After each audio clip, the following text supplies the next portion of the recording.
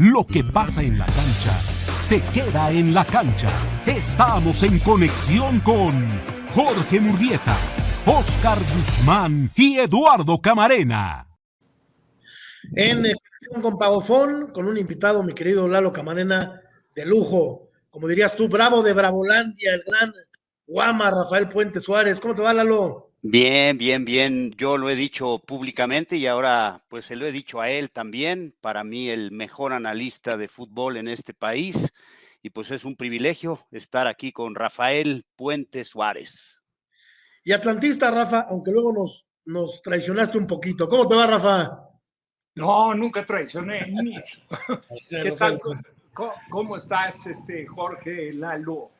Siempre un gusto saludarlos. Hace unos cuantos kilos que no nos vemos, pero ¿sabes qué? Lo que más gusto me da es que cada vez que hay oportunidad de vernos, de saludarnos, lo hacemos con el cariño y el recuerdo de siempre. Entonces, encantado de estar con ustedes aquí. Y sí te aclaro, mi querido Jorge, que ni siquiera me preguntaron. Sí. El fútbol era otra historia, era otra cosa. El trato al jugador era totalmente diferente al actual. Ahí no te preguntaban si te gustaba, si querías, si te convenía. Ahí hacías lo que se le venía en gana al directivo. Entonces, yo lo sé. El caso que fue de la mano, lo deben de recordar ustedes perfecto, porque si hay un símbolo atlantista, me atrevo a decir que es Marcos, el mugrosito Rivas, y a los dos nos vendieron sin preguntar, ¿no? ¿Sabes qué? Mañana te presentas en Avenida Chapultepec. Sí, no, me sé perfecto. La historia era chunga, mi querido Rafa. No, hombre, eres atlantista de cepa, aunque sientes los colores de la América también. No, claro, le tengo cariño, respeto, agradecimiento. Es lo mismo que el desarrollo de vida, tú lo sabes igual, Lalo, en los sitios donde te han abierto las puertas para trabajar, ¿no? Yo hoy en día formo parte del equipo de ESPN, llevo 16 años ahí, pero estuve en un espacio muy, muy corto con Multivisión cuando el Mundial de Italia con Alfredo Domínguez Muro, y estuve pues por espacio de 25 años, primero en Imevisión y luego en TV Azteca. Al margen de las diferencias que, oye, después de tanto tiempo y trabajando y colaborando con infinidad de compañeros y directores, pues siempre tienes algún desacuerdo, alguna diferencia, algún pleitito, pero siempre agradecido con las empresas que me abrieron las puertas. Entonces, en el caso concreto de América, pues no puedo de ninguna manera dejar de reconocer que jugué con toda la entrega posible y bueno, pues ahí culminó mi carrera, fue un periodo muy corto, pero siempre agradecido. 75, 76, ¿no, Rafa? Si no me falla la memoria. 76, con Raúl Cárdenas, ¿verdad? De con 26 Raúl Cárdenas. años. Acabando de coronar el campeonato, que nunca me sentí campeón, se lo confieso, bueno, lo he dicho públicamente, aunque tuve la oportunidad de jugar los últimos, fueron 3 partidos, no recuerdo, sí, creo que fueron 3 partidos, fue un partido en León, contra Zacatepec, antes había reaparecido contra Potosino, y arrancó la liguilla, y ahí, pues lógicamente, y merecido la distinción que tuvo Raúl Cárdenas. Realmente el puesto lo peleaban Verderi y Castrejón. Verderi había sido casi el portero titular a lo largo del torneo, aparentemente, y según, esto fue de boca de Raúl Cárdenas, que en paz descanse, fingió una lesión en un dedo en un viaje a Torreón, y bueno, eso fue suficiente para que Raúl, pues la verdad, tomara la decisión de darle la titularidad en la parte final del torneo. Te repito, yo jugué los últimos partidos, pero luego jugó la liguilla, que la jugó estupendamente bien Paco Castrejón, y se coronó América contra UDG con aquel famoso gol en el Jalisco de Rabona de Carlos Reynoso y luego el golazo de tiro libre en el Azteca de Hugo Enrique Quise. Y luego arrancó el siguiente torneo, yo jugué 10 partidos, íbamos invictos y perdimos el invicto en la cancha de Ciudad Universitaria. Tuvo a bien Marco Antonio Dorantes, creo que injustamente expulsarme. Las otras que me expulsaron fueron justas, pero esa sí creo que fue injusta. Y ahí se acabó mi carrera. Sí, y hablando de injusticia, Rafa, yo creo que pues que el fútbol fue injusto contigo, ¿no? Tuviste que retirarte muy joven, en plenitud, ¿no? Física, con una gran experiencia, ya eras seleccionado nacional. Yo creo que en ese momento y no porque estés ahora aquí con nosotros. Yo creo que en ese momento eras el mejor portero mexicano y le peleabas a Marín, ¿no? El ser el mejor de una liga que tenía grandes guardametas. ¿Qué pasó, Rafa? ¿Por qué tuviste que retirarte? ¿Falló el doctor? ¿Falló la medicina deportiva? ¿Qué fue lo que pasó que tuviste que retirarte tan joven? Mira, Lalo, yo debuto 18 años, cumplo 19 años en febrero. Habían pasado los Juegos Olímpicos, que fueron en 68. El 24 de febrero me operan de la rodilla por un problema de menisco en ni siquiera interescuadras, un recreativo, ya sabes, cuando terminaban los entrenamientos, esto lo conocen perfectamente bien ustedes, siempre se hace el que mete el gol para y se juega de parejas y tiran centros y todo el mundo se empuja, un tema recreativo totalmente. Y tuve la mala fortuna de que un compañero me cayó encima, me rompió el menisco, me operaron y me operó el doctor Aurelio Pérez Teufel, extraordinario doctor y persona, pero bueno, pues al mejor cazador se le va la liebre, ¿no? Y yo lamentablemente no tuve una operación muy acertada y toda mi carrera la jugué, esto pues, lo podrían confirmar todos los compañeros que yo tuve principalmente en Atlante, donde pues a lo mejor de 4 partidos en la semana, yo en 2 o en 3 partidos en el vestidor me tenía que sacar 6, 8 jeringas de líquidos en Ovial, y en la semana, no sé qué tan irresponsable, pero bueno, la cortisona siempre fue un producto muy benévolo para las lesiones, pero el abuso de la cortisona, pues se comprobó que cumple con un deterioro notable en el aspecto principalmente de articulaciones. Entonces a mí me inyectaban cortisona, yo me sentía más o menos, me la iba llevando. La verdad es que no podía trabajar toda la semana con la intensidad que me gustaba, que quería, que era lo que vivía. Pero bueno, pues aprendí a dosificar un poco el trabajo sin dejar nunca de hacerlo de manera exigente para tratar de estar en la mejor forma posible. Y en el vestidor, ya para salir a la cancha, ahí en el estadio, el doctor Luis Anaya, que ya murió, queridísimo doctor del Atlante, bueno, pues me infiltraba, bueno, me ponía 2 inyecciones gruesas y sin sacar la aguja, jalaba de cada una de ellas, iba sacando líquido sinovial y yo cuando entraba, la verdad, a la cancha me sentía como nuevo, estaba muy joven ahí, 19, 20, 21 años, o sea, en esa etapa a mí ni cosquillas me hacía así, cuando tenía el líquido me entorpecía mucho el movimiento, se dificultaba, ¿no?, el trabajo articular. Pero pues ese fue el motivo, mi querido Ladito, y la verdad es que tuve la mala fortuna, primero tuve la gran fortuna de tener un periodo, una etapa, que a lo mejor no fue lo longeva que me hubiera encantado, y que creo que por condiciones naturales la podía haber logrado, pero bueno, el destino me marcó que mi carrera iba a ser corta, me retiré a los 26 años, y lo que son las cosas, ¿no? O sea, yo me fui un tanto decepcionado, desilusionado, pues no asimilaba el que gustándome tanto el fútbol y la verdad entregándome de la forma que me entregaba, que eso pues por encima de todo lo sé yo, que tuviera ese desenlace. Y sin embargo, Dios me compensó y sin buscarlo ni nada, de repente me encontré en el camino de la comunicación y ahí pues el fútbol me ha dado, no lo que verdaderamente me gustaba, ¿no? Porque si me das a escoger, preferiría unos cuantos años de carrera activa deportiva más que haber estado en medios de comunicación. Esa es la realidad de las cosas, pero tengo que aceptar y entender que el destino me marcó algo y luego el destino y Dios quiso que entrara en la comunicación.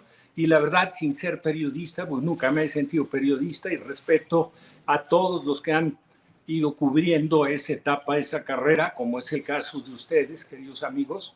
Pues la verdad es que ahí me ha recompensado Dios y he tenido la oportunidad de hacer una carrera, pues sí, larguísima, ¿no?, en los medios. Y es el trabajo, ¿no, Jorge? El trabajo, yo no sé quién ha sido mejor, ¿no? Si Rafael Puente, el extraordinario portero, o Rafael Puente, Jorge, el extraordinario comentarista, líder de opinión y gente con una credibilidad que pues ya quisieran muchos, ¿no, Jorge?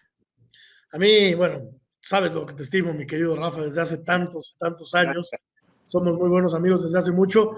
Sí, coincido con Lalo, un excelente analista de fútbol. Pero a mí, como a mucha gente, nos hubiera gustado, Rafa, verte mucho más tiempo en las canchas. Pero en ese inter, entre que te fuiste a trabajar como comentarista de fútbol, hubo también esta etapa como director técnico que tampoco alcanzó a cuajar, Rafa. ¿Por qué? A mí me gustó mucho lo que hiciste con la Volpe en el Atlante, pero después como que no terminó por tomar vuelo la carrera de un hombre que sabe muchísimo de fútbol. ¿Por qué, Rafa? Pues mira, yo creo que no tiene ningún sentido poner ningún tipo de excusas ni pretextos.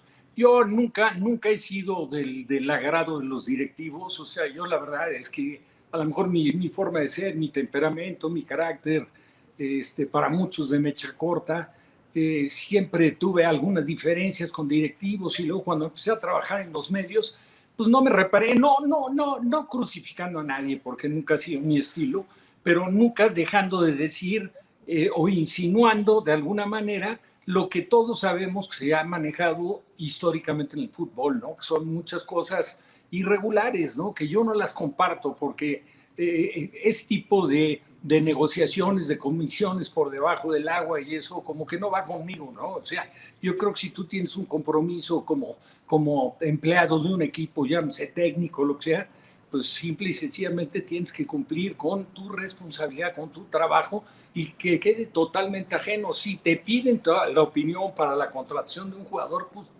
digo, en ti corresponde como responsable del equipo dar el visto bueno, pero totalmente ajeno a que para poder dar el visto bueno, pues venga acompañado de una lana que te vas a meter por debajo del agua y que no corresponde, ¿no? Yo creo que es castigar a una institución que te está dando un trabajo. Pero bueno, sin meternos en enredos de ese tipo, la realidad, Jorge Lalo, es que yo invité a Ricardo porque me parecía irresponsable de mi parte asumir el compromiso de dirigir un equipo de primera división cuando yo tenía 6 años de haberme retirado y de, la verdad, estar cero familiarizado con el trabajo del día a día, que sabes que igual que en todas las empresas y en todas las actividades, en el quieras o no en el día a día siempre se va cumpliendo con un aprendizaje y te tienes que ir adaptando a los cambios, etcétera, etcétera. Entonces, yo por sensibilidad, no por afinidad, porque en caracteres Ricardo y yo chocamos siempre, pero me parecía que Ricardo era el técnico que más sabía en el fútbol mexicano, en mi opinión,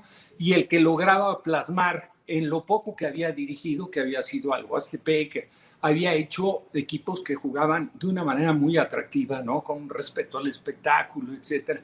Y entonces yo invité a Ricardo, yo de hecho me senté con Toño García, ni siquiera lo sentó Toño, yo me senté a arreglar el contrato de Ricardo. Ricardo se vio sorprendido porque se regresaba un tanto desilusionado, porque él estaba seguro que a través de un promotor él tenía arreglado para trabajar con el Puebla y Emilio Maurer, lo descartó y Emilio se decantó por Manolo Lapuente, que lo conocía de cerca, de años y aparte consciente de la capacidad de Manolo. Pero bueno, se dieron las cosas y se hizo un estupendo trabajo, se configuró un equipo armándolo entre 2 planteles, que fue el Nesa y el Atlante, con jugadores de muy buena calidad. Ahí surgió José Luis González China, ¿no? Que es un jugador fantástico. Y hubo contrataciones, y lo voy a decir abiertamente, por la recomendación de mi hermano Santiago, como fue el Harlen Medina, que fue fantástico jugador, un medio volante recuperador como poco se ha visto en el fútbol mexicano.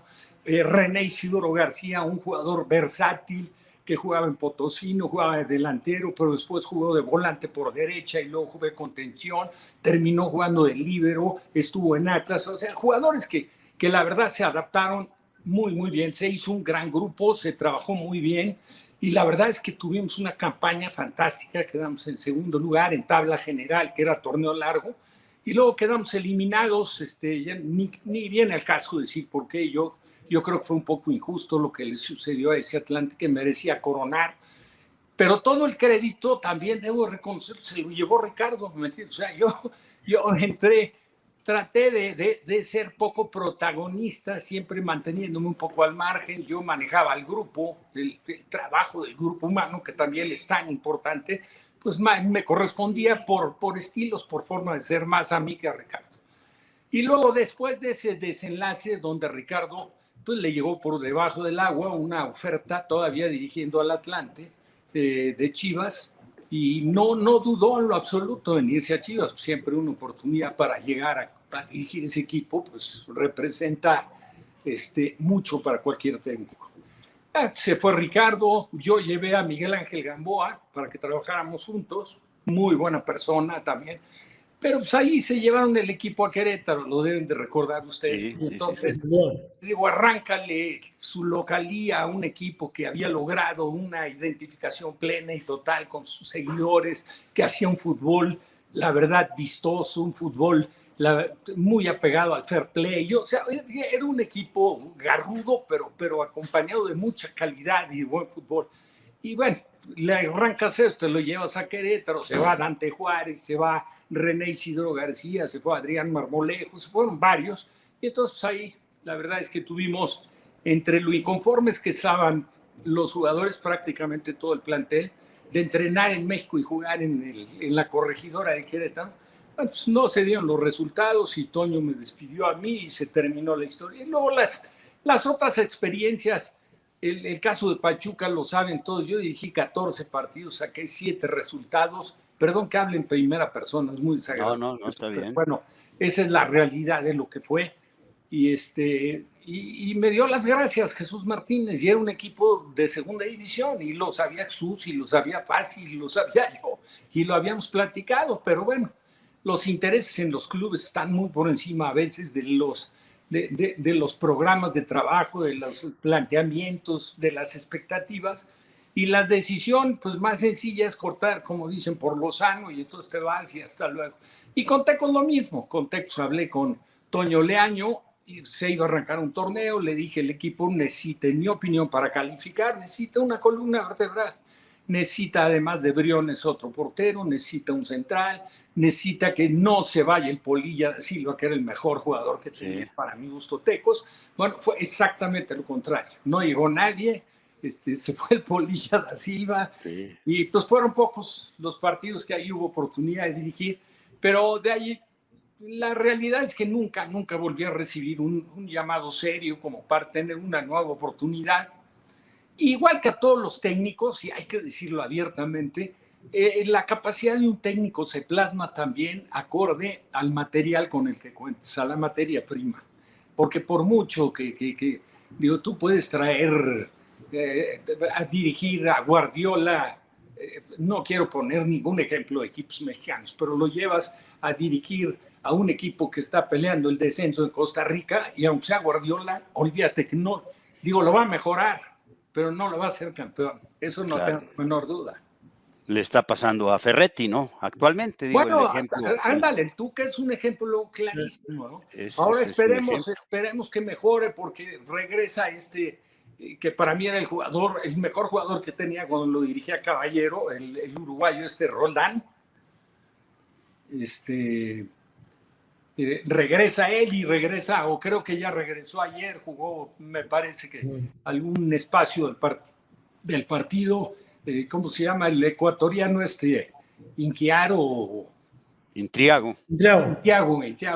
Esos dos jugadores, y luego se les lastimó Lascano, lo habían operado de la rodilla, y bueno, pues ahí está un ejemplo clarísimo. O sea, ¿quién puede dudar de la capacidad del Tuca? Te podrá gustar o no gustar su estilo de juego, etcétera, etcétera. Pero bueno, pues, si te pones a ver, el Tuca es un gran director técnico y ha tenido la fortuna de dirigir buenos equipos. Yo creo que después de salir de Tigres, donde se llegó a comentar que las cosas se hacían acorde a lo que quería el Tuca, que siempre fue competitivo, siempre estaba ahí, un plantel plagado de buenos jugadores, vamos a ser claros. Y a lo mejor cambias de equipo y como que dices, caray, o sea, la triste realidad es esta, ¿no? O sea, dejé de estar ahí en una zona, no de confort, siempre con un compromiso, como lo ha asumido por el temperamento, el carácter de Tuca, pero pues, por más que quieras, el equipo viene mejorando, pero la verdad la expectativa que de repente seguro se presentó para los juarenses con la llegada del Tuca, pues está lejos de que se pueda plasmar, ¿no? Totalmente, ¿no? Lo que nos queda claro, Lalo, es que Rafa Puente, hijo, sabe mucho de fútbol. Yo disfruto mucho platicar con Rafa, además de que somos muy buenos amigos, pero me parece, Rafa, que Rafa, tu hijo, va a adquirir muchísima experiencia y va a aprender mucho al lado de un viejo lobo de mar como Ricardo el Tuca Ferretti, ¿no? Mira, Jorge, comparto totalmente tu punto de vista. El día que Rafa me lo platicó, que tuvo a bien decirme, verse sorprendido porque la llamada la recibió directamente de Tuca, no a través de nadie más, invitándolo para trabajar junto con él, cumpliendo un periodo, pues tenemos que decirlo, difícil. Yo creo que castigado por gran parte de la prensa de manera injusta, Rafa, mi hijo, me parece. No es que quiera defenderlo como padre, pero siento que sí le pegaron algunos con muy mala leche, pero bueno, ni modo, es parte del riesgo y hay que asumirlo. Pero cuando me dijo Rafa lo del Tuca, me dice, ¿cómo ves, papá? Y le dije, ¿sabes qué, hijo? Es exactamente como lo que se le presenta a alguien que se recibe, termina su carrera y de repente se le da la posibilidad de que vaya a estudiar una maestría al mejor lugar. Claro. Digo, pues es fantástico. Así. Digo, la realidad es que todos queremos ser el número uno, todos queremos ser el responsable y el director técnico, pero bueno, también hay que tener un porcentaje de humildad y de ver las cosas como deben de ser. Y bueno, no todo sale en la vida como uno lo piensa, como uno lo quiere, y es importante adaptarte. Ahora, oportunidades como esas, ¿sabes cuántos que han dirigido les hubiera encantado la posibilidad de estar en 1 o 2 torneos cortos junto al Tuca Ferretti? Sí, pues es un privilegio. Nos has dicho, Rafa, cuando ya ingresas a los medios, los lugares en donde has trabajado, ¿nunca te llamaron de Televisa? No, nunca. Nunca, incluso, ¿sabes qué? No es ningún reclamo, pero en algún momento sí me pareció hasta de mal gusto, ¿me entiendes? Porque yo formé parte de la América y el América es Televisa, esa es la verdad. Y que en determinado momento, por un desenlace que yo tuve con diferencias con Raúl Cárdenas, por la forma como ya me privaron de entrenar con el primer equipo después de esa derrota en CU, que terminó siendo el retiro de mi carrera, esa es la verdad, porque en esa semana yo me hice palabras con Raúl y Raúl me dijo que yo no podía entrenar con el primer equipo y Raúl sabía que yo había cumplido un periodo de sacrificio sin estar bien de la rodilla, pero bueno, había jugado 10 partidos de ese torneo, íbamos en primer lugar, me echaron en CU y de la mano me echaron de América, esa es la verdad, ¿no? O sea, terminé y después en alguna oportunidad que quise regresar, no regresar a jugar, sino regresar para algo a las instalaciones de Cuapa, o sea, me encontré me dieron un portazo y no me dejaron entrar, entonces me parecía, digo, que no tenía absolutamente ningún sentido, ¿no? O sea, lo que pasó y el desenlace a lo mejor no fue lo que hubiéramos querido ambas partes, pero bueno, no tiene absolutamente nada que ver, porque tampoco puedes dejar de lado todos los momentos de sacrificio, de entrega, pues la verdad, ¿no? De buscar responder siempre, pero nada, en los medios por parte de Televisa nunca hubo. Siempre he mantenido una relación, no con todos tan estrecha, por ejemplo, contigo, Lalo, siempre nos hemos identificado muy bien y tenemos, aunque no nos frecuentamos, la verdad, una amistad muy transparente, muy auténtica. Bueno, con Beto, el hermano Jorgito, con el mismo Jorge, que ha trabajado naturalmente que para esa empresa, sin ningún tipo de problemas, con Raúl Orbañanos, etc., con Toño de Valdés, que te podría enumerar a la gran mayoría, con unos más que con otros, pero interés, aparte no tenía tampoco por qué mostrar interés, pero a mí me parece que el trato siempre debe ser el correcto, ¿no? Oye, Rafa, ¿es cierto que eres el portero con más expulsiones en la historia del fútbol mexicano? Sí, fíjate, lamentablemente todavía conservo el estandarte. Oye, Rafa. Ya sabes que dicen que los récords, los récords están para romperse, ¿no? Pero el mío todavía no lo ha podido conseguir nadie. Sí, pues el carácter, ¿no? Que a veces se desbordaba. A ver, Rafa, México, Italia, en esa gira europea, la mejor atajada que este servidor ha visto de un guardameta, se la haces a Italia, la recordarás seguramente, el tiro abajo, el balón arriba, cabezazo, y cómo te impulsas y le echas afuera. ¿Te acuerdas de esa jugada, Rafa? Sí, perfecto.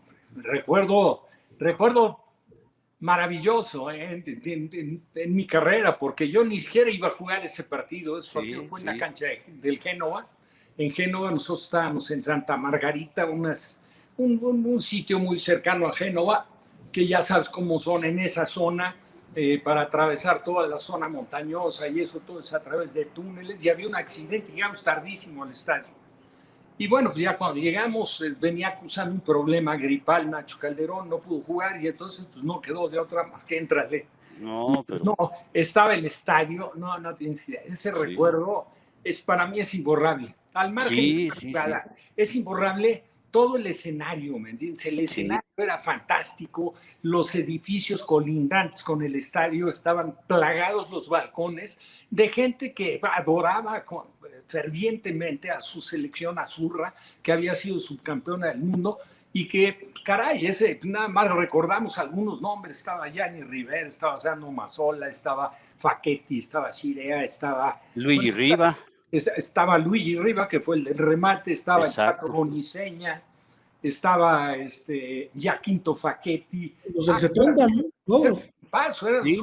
Pues fue despuesito del Mundial. Y esa jugada fue un remate de Luigi Riva, pues la verdad muy, muy cercano. Y si me preguntas, les puedo confesar que cuando yo saqué la pelota, de repente yo mismo me pregunté cómo le hice.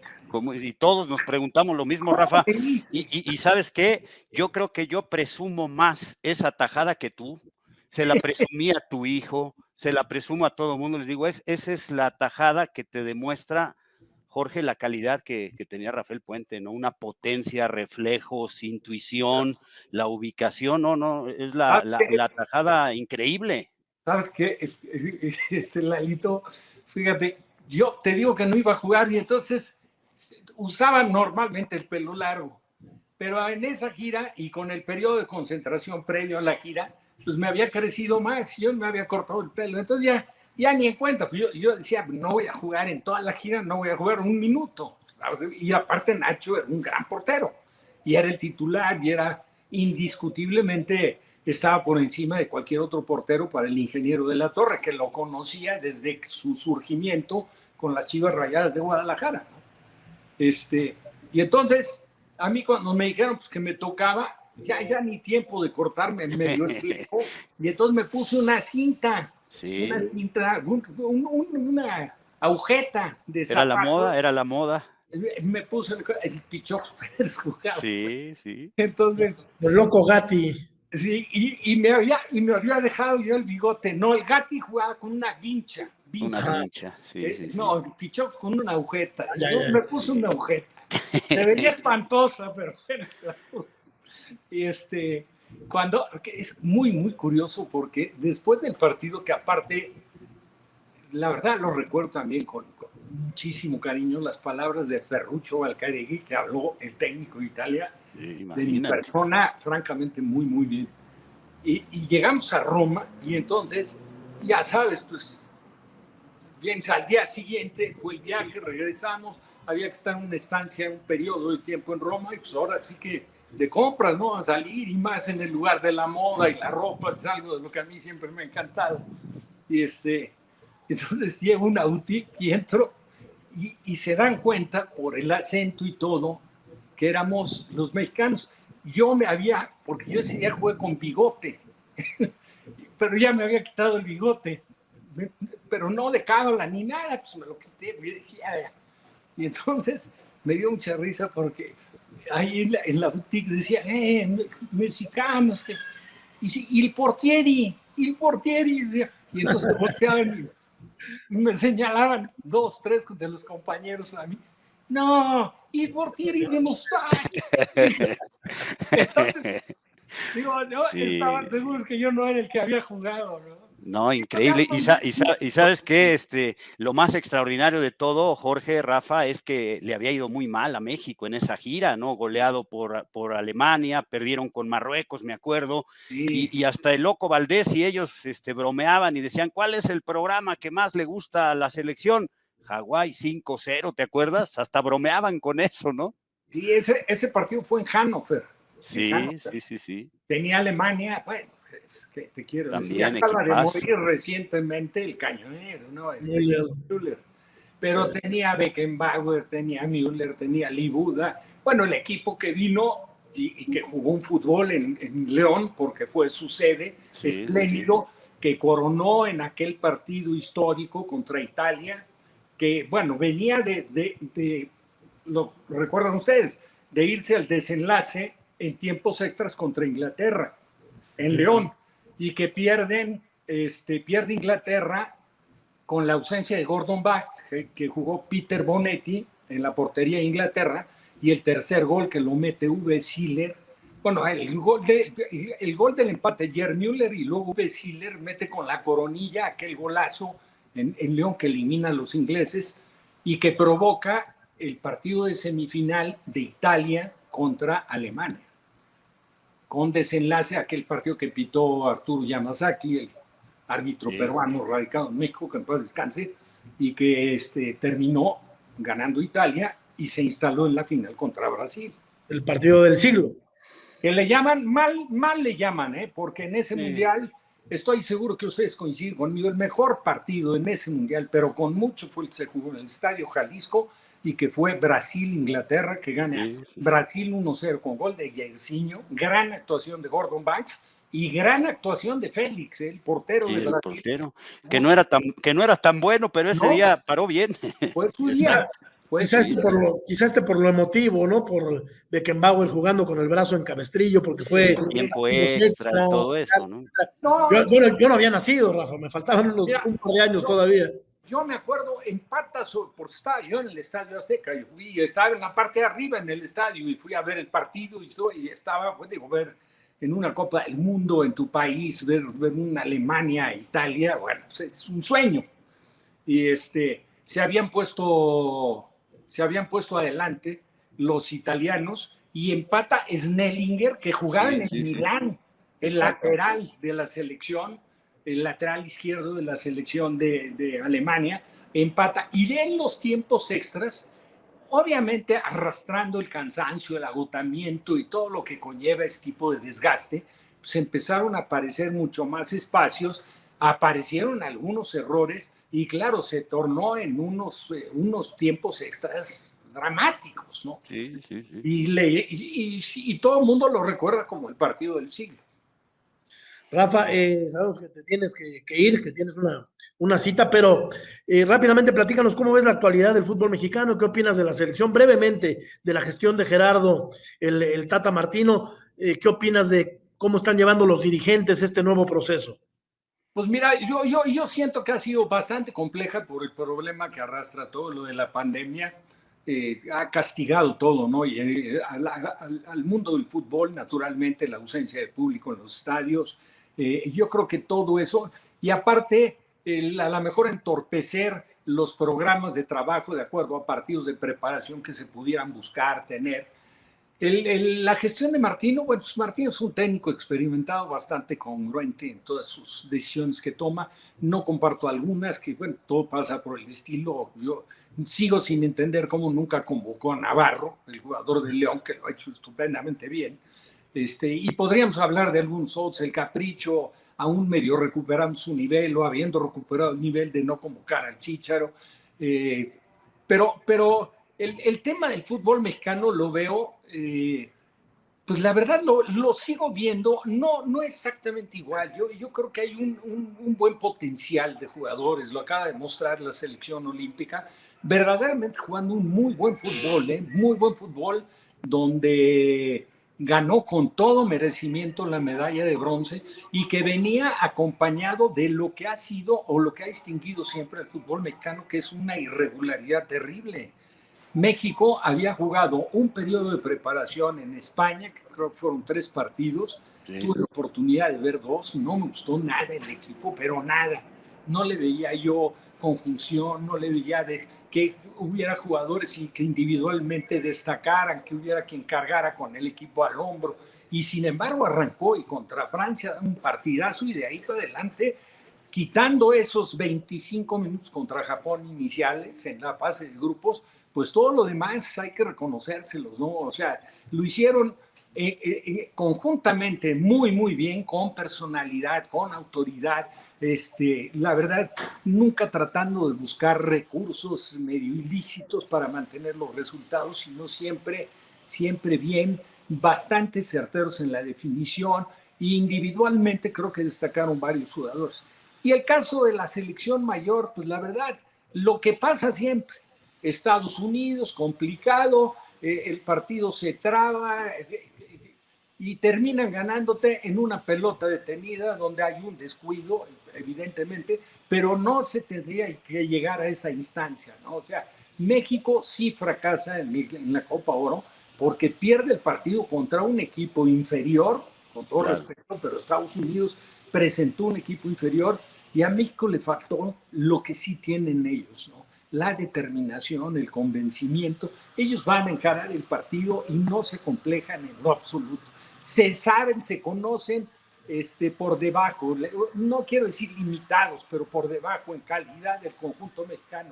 Pero a ellos les basta esa mentalidad para ir a buscar el resultado y la realidad la tenemos que aceptar, lo consiguen. Los 2 últimos compromisos oficiales nos los han ganado y de la misma forma. Sí, y una última reflexión al respecto, ¿no? Yo creo que el error ahora, en mi opinión, Rafa, y me gustaría conocer tu punto de vista y el de Jorge, es que se sigue juzgando al Tata Martino por su historial, por lo que hizo en otros lados, y ahora ya no, esto ya no procede, hay que juzgarlo por lo que está haciendo en México. Oh, claro. Y ya el Tata ya es histórico, ¿eh? Perder 2 finales en menos de un mes con Estados Unidos, a ningún otro técnico le había sucedido en ninguna otra categoría. Y creo que a pesar de los directivos, se ven buenas generaciones de fútbol, ¿no? Este último año ha sido patético, ¿no? No hay ascenso, no hay descenso, desaparece en una liga, una multa para los que están en los últimos lugares, ahora hay descuento por la pandemia de esa multa. Algo, Rafa, tú lo sabes, solo pasa en el fútbol mexicano, en ningún país del mundo pasa esto, ni en el más extravagante fútbol pasa esto. No, las cosas que suceden en México, coincido totalmente contigo y estoy seguro que Jorge piensa lo mismo, y la gran mayoría de la gente que trabaja, que nos gusta el fútbol, que estamos en los medios, opinamos lo mismo. Algunos lo dicen abiertamente, otros lo ocultan, dependiendo por dónde estén los intereses de cada quien. Pero lo que dices es totalmente cierto. Las cosas que pasan en el fútbol mexicano no pasan en ninguna parte del mundo, solo pasan en el fútbol mexicano. Es increíble. Y en lugar de apegarse a cumplir con un trabajo formativo que corresponda, dejando de lado la infinidad de contrataciones, que no tengo nada contra los extranjeros, pero vienen muchos que son, la verdad, bastante limitados y que no te aportan mayor cosa y te das cuenta y tienen las oportunidades. Y en lugar de estar con la mente fija y la obsesión en el famoso quinto partido, las cosas se dan por consecuencia. Claro. En México se debería de trabajar mejor, capitalizar, como por ejemplo ahorita sin haberlos capitalizado adecuadamente, porque Romo hoy en día es un jugador que ya está despertando el interés de Europa, pero Romo cumplió su periodo de proceso formativo en Cruz Azul y le dijeron chao, y fue en Querétaro donde empezó a jugar. Me acuerdo como si fuera hoy. Partido, arranca el torneo, juega Querétaro contra el Atlas en Guadalajara, se lastima Novaretti, que era el titular, y aparece Romo para jugar de sustituto como central, siendo medio de contención. y se adapta porque es un jugador que tiene condiciones. Tú lo ves jugar y sabe jugar de central, de contención, de volante por derecha, de interior. La verdad es que el fútbol mexicano debería de dejar la obsesión o el marcado. Aquí todos lo centran en la selección con la esperanza de que llegue el Mundial para buscar el quinto partido. Eso se da por consecuencia. Claro. Lo que se debe de hacer es buscar mejor, es trabajar mejor, es formar, que surjan más jugadores. Es increíble que en un país como México, con la cantidad de millones de habitantes que hay, la afición que hay por el fútbol, la verdad es que ni siquiera los clubes se preocupan por tener los visores adecuados, por pagarle a los formadores lo que les corresponde, en lugar de estar buscando otro tipo de intereses. Y eso tendría como consecuencia, no tengo la menor duda, un mejor fútbol. Y yo te garantizo que sin ninguna dificultad, México, o con la dificultad que encierra una Copa del Mundo, donde al final de cuentas vas a ir a jugar un torneo donde si bien te vas a jugar seis partidos, ¿no? Entonces yo creo que México, si se apegara a ese tipo de cosas, viendo el potencial que tiene el jugador mexicano, pues yo creo que se conseguiría. También deberían de corregir una serie de cosas en los partidos que ahora medio lo han intentado para que no se pierda tanto tiempo. Es increíble que en un espectáculo como el fútbol, si tú ves el básquetbol y ves deportes donde el cierre en el reloj y en el tablero tiene a todos colgados de la lámpara, que en el fútbol mexicano en un tiempo se desperdicien haciendo tiempo, a lo mejor 15, 18 minutos, 20 minutos, es increíble. Pues ha sido una charla muy, muy interesante, mi querido Lalo. A mí se me quedó una en el tintero, Rafa, porque sé que sientes cariño por el América, pero bueno, rapidísimo, una contestación de 1 minuto. Lo de Renato Ibarra, vuelve al América. A mí me parece un despropósito absoluto, no sé qué opinas tú. No, fatal. Como institución América, que siempre se quiere distinguir por encima de los demás, porque es el equipo que busca que el compromiso es ser campeón, etcétera, ¿sabes qué? El orden y la calidad, o sea, el prestigio, no lo puedes tirar por la borda.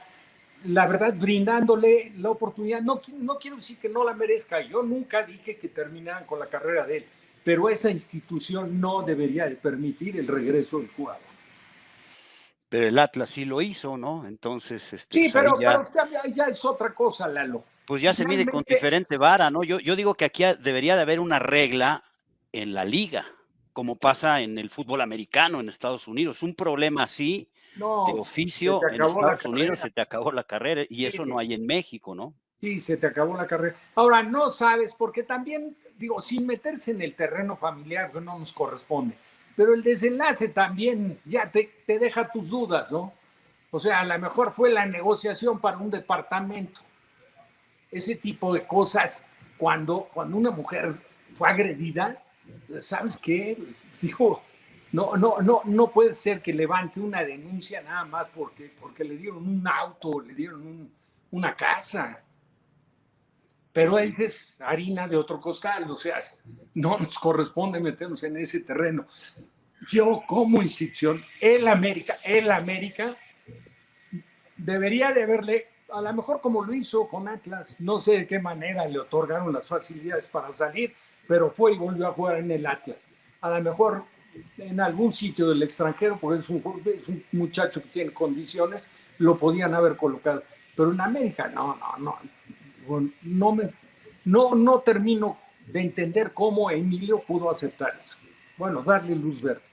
Tendremos, Lalo, que tener una segunda parte con Rafa, ¿no? No, hombre, ya díganme para cuándo y estoy puesto. Me apena un poco por esto. No, ni lo digas. Aleccionadora y con mucho gusto, mi querido Rafa. Una charla aleccionadora, y lo reitero, del hombre que más sabe de fútbol en este país, en los medios, Rafael Puente Suárez. Aparte un querido amigo, ídolo del atlantismo, por siempre y para siempre. Muchas gracias, Rafa. Hay que apretar el botón que está aquí abajito que dice suscribirse y únanse a esta comunidad maravillosa de En Conexión. Muchas gracias, Rafa. El cariño de siempre. ¿Sabes qué? Gracias a ustedes, a los dos les deseo el mayor de los éxitos. Está por demás que lo diga, pero ustedes lo saben, pero pues que toda la gente que lo sigue también está enterada. Los aprecio y siempre los he reconocido en su trayectoria, en su carrera. Y encantado de la vida, encantado. Me comprometo el día que quieran, si eso quedó un poco pendiente o podemos extenderlo con otra plática, ya dejándolos yo a ustedes hablar un poco, pues luego yo agarro. No, excelente, Pero excelente. pero ya con unas cubas. Pero encantado, con lo que sea, hombre. No, hombre, y además, como decimos en el ámbito del box, Rafa Puente más derecho que las 6 en punto. Y si no, pues vean el reloj. Exacto. Gracias, Rafa. Un gustazo, un abrazo. Gracias, Lalo. Gracias. Pásenla muy bien.